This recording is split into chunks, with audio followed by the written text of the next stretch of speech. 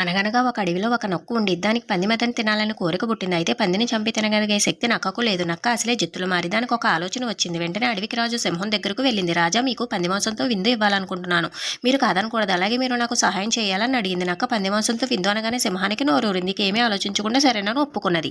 నక్క ఒక రోజు పంది దగ్గరకు వెళ్ళింది. నిన్ను అడవికి రాజుని చేయాలనుకుంటున్నాను, నేను చెప్పినట్లు చేస్తే నువ్వు ఈ అడవికి రాజు కావచ్చు అని ఆశపెట్టింది. తెలుగు తక్కువ పంది ఆ మాటలు నమ్మింది. వెంటనే నక్క వెంట వెళ్ళింది. పందిని నక్క సరాసరి సింహం దగ్గరకు తీసుకెళ్లింది. వణుకుతూనే సింహం దగ్గర నడిచింది పంది. వెంటనే సింహం పంది మీదకు దూకపోయింది.